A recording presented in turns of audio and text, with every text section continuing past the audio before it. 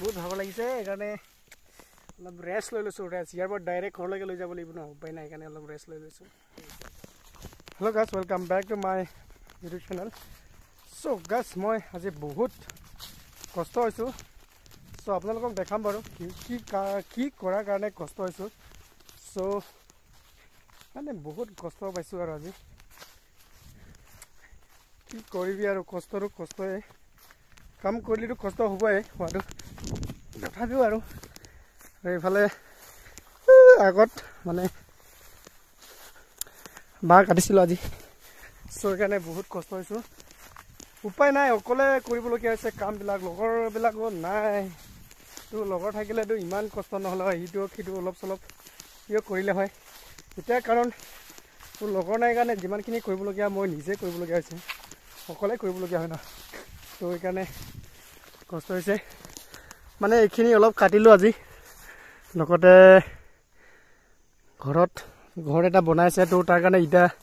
ইটা কাটিবৰ কাৰণে বাঁহ কেইডালমান লাগে বুলি কোৱা কাৰণে বাঁহ কাটিলোঁ আৰু এতিয়া বাঁহকেইডাল নিব লাগে বহুত কষ্ট হৈছোঁ চাওক সেইটো মানে আজি সেইটো অলপমান চাফা কৰিলোঁ মানে এইখিনি খেতি কৰিব লাগিব মানে ৰবৰ গছ আছে মানে মোৰ 800ডালমান হ'ব তো এইটো ৰবৰ গছ ৰুবৰ কাৰণে এইখিনি কাটিলোঁ এইখিনি চাফা কৰিলোঁ ইয়াৰ চ' আৰু বহুত বাকী আছে কাটিবলৈ বাঁহ চাহ চব কাটিব লাগিব এনেকৈ 3ডালকৈ বান্ধি লৈছোঁ চ' ইয়াতে নিব লাগিব 3ডালকৈ বান্ধি লৈছোঁ ইয়াৰ পৰা ডাইৰেক্ট ঘৰলৈকে লৈ যাব লাগিব আৰু ইয়াৰ পৰা চিধা ঘৰলৈকে আৰু মই অলপ ৰেষ্ট লৈ ল'লোঁ অলপ জিৰাই ল'লোঁ চ' ভাগৰ লাগিছে ন সেইকাৰণে অলপ জিৰাই লৈছিলোঁ চ' ইয়াৰ পৰা ডাইৰেক্ট হোম মানে ৰাতিপুৱা নিলোঁ 6ডাল আৰু এতিয়া 12ডাল হ'লে হৈ যাব বুলি কৈছে আৰু ইটা কাটিবৰ কাৰণে চ' সেইকাৰণে 12ডাল কাটিলোঁ তো